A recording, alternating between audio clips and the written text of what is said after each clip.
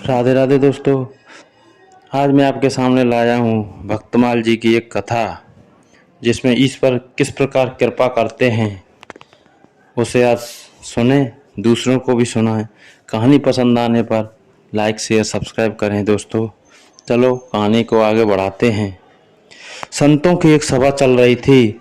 किसी ने एक दिन एक घड़े में गंगा जल भरकर वहां रखवा दिया, ताकि संतजन जब प्यास लगे तो गंगा जल पी सकें।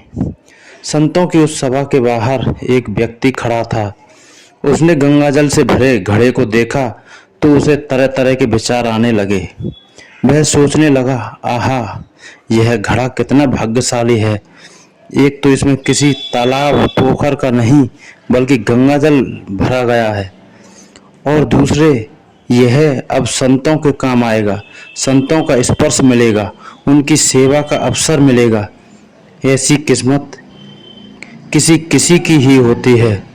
घड़े ने उसके मन के भाव पढ़ लिए और घड़ा बोल पड़ा, बंधु, मैं तो मिट्टी के रूप में शून्य पड़ा था, किसी काम का नहीं था। कभी नहीं लगता था कि भगवान ने हमारे साथ न्याय किया है। फिर एक दिन एक कुम्हार आया। उसने फावड़ा मार मार कर हमको खोदा और गधे पर लाद कर अपने घर ले गया। वहां ले जाकर हमको उसने रौंदा, फिर पानी डालकर गूंथा, चाक पर चढ़ाकर तेजी से घुमाया, फिर गला काटा, फिर थापी मार मार कर बराबर किया। बात यही नहीं रुकी, उसके बाद आवे की आग में झोंक दिया जलने को। इतने कष्ट सहकर बाहर निकला तो गधे पर लादकर उसने मुझे बाजार में भेज दिया। वहां भी लोग ठोक ठोक कर देख रहे थे कि ठीक है कि नहीं। ठोकने पीटने के बाद मेरी कीमत लगाई थी तो क्या, बस 20 से 30 रुपए।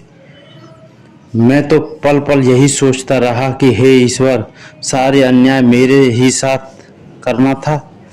रोज एक नया कष्ट, एक नई पीड़ा देते हो मेरे साथ।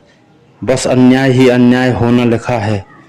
भगवान ने कृपा करने की भी योजना बनाई है, यह बात थोड़े ही मालूम पड़ती थी।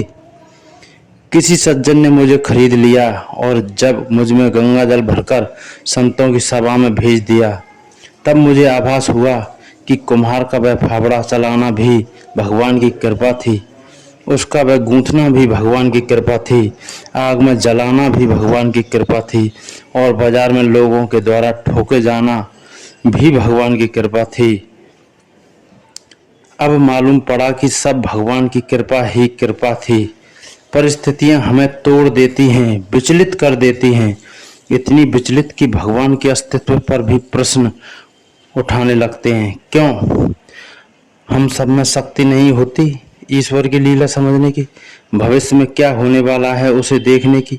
इसी नादानी में हम ईश्वर द्वारा कृपा करने से पूर्व की जा रही तैयारी को समझ नहीं पाते। बस कोसना शुरू कर देते हैं कि सारे पूजा पाठ, सारे जतन कर रहे हैं, फिर भी ईश्वर है कि प्रसन्न होने और अपनी कृपा बरसाने का नाम ही नहीं ले रहे हैं। पर हृदय से और शांत मन से सोचने का प्रयास कीजिए, क्या सचमुच ऐसा है, या फिर हम ईश्वर के विधान को समझ ही नहीं पा रहे?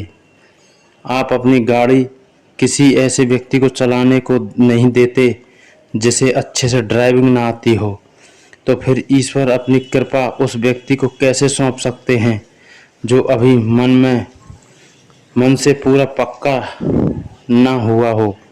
कोई साधारण प्रसाद थोड़े ही है, ये मन से संतत्व का भाव लाना होगा। ईश्वर द्वारा ली जा रही परीक्षा की घड़ी में भी हम सत्य और न्याय के पथ से विचलित नहीं होते तो ईश्वर की अनुकंपा होती जरूर है। किसी के साथ देर तो किसी के साथ सवेर। यह सब पूर्व जन्मों के कर्मों से भी तय होता है कि ईश्वर की कृपा दृष्टि में समय कितना लगना है। घड़े की तरह परीक्षा की अवधि में जो सत्य पथ पर टिका रहता है वह अपना जीवन सफल कर लेता है।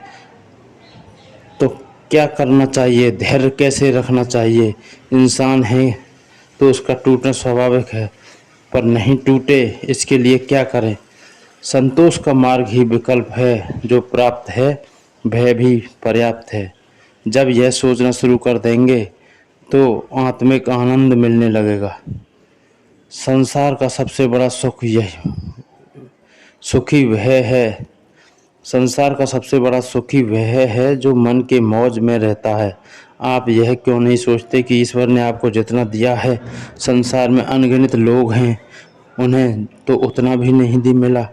बस उसे क्यों देखते हो जिसे आपसे ज़्यादा प्राप्त है। तो दोस्तों, कथा पसंद आई हो तो लाइक शेयर सब्सक्राइब करें। राधे राधे।